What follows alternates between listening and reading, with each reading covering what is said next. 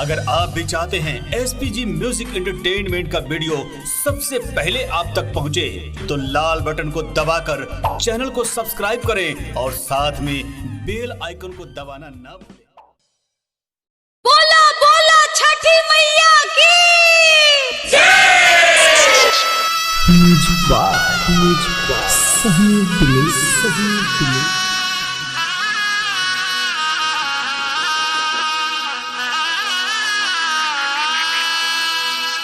छठी माई के पूजा करी धई के ध्यानवा हो, धई के ध्यानवा, धई के ध्यानवा। छठी माई के पूजा करी धई के ध्यानवा हो, धई के ध्यानवा। लाला नवा बिना, लाला नवा बिना सुना नहीं लागिया गानवा। लाला नवा बिना सुना नहीं लागिया गानवा। कि छठी माई के, छठी माई के बाजी खूबे बजानवा। कि छठी माई के बाजी खूबे बजानवा। लाला नवा बिना, लाला नवा बिना सुना नहीं लागिया गानवा।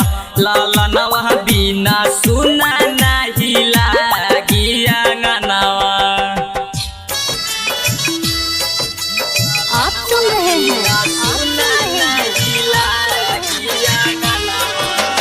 DJ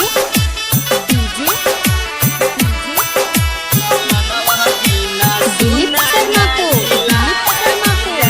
Goswami digital recording studio Sheohar. बाजी न के माई जरूरी सुनेली पुकार हो, रखेली सब पर ध्यान। अन्हरा के आँख दिहली कोरिया के काया, निरधन पर रखेली ध्यान। की पूरा होई, की पूरा होई तोहरो सपनावा। की पूरा होई तोहरो सपनावा। लाला नवा बिना, लाला नवा बिना सुना नहीं लागिया गानवा। लाला नवा बिना सुना नहीं लागिया गानवा।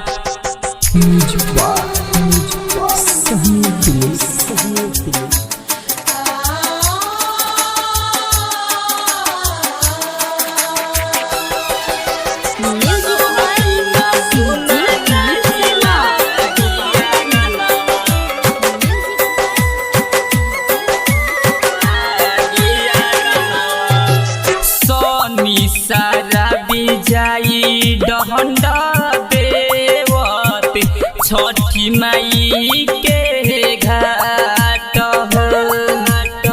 पारा भाते दौरा लेके जाई सुबह शाम हो, धई के अपना माथा पे तो सारा धासे, तो सारा धासे करत पूजनवा। तो सारा धासे करत पूजनवा। लाला नवा बिना, लाला नवा बिना सुना नहीं लागिया गानवा। लाला नवा बिना सुना नहीं लागिया गानवा।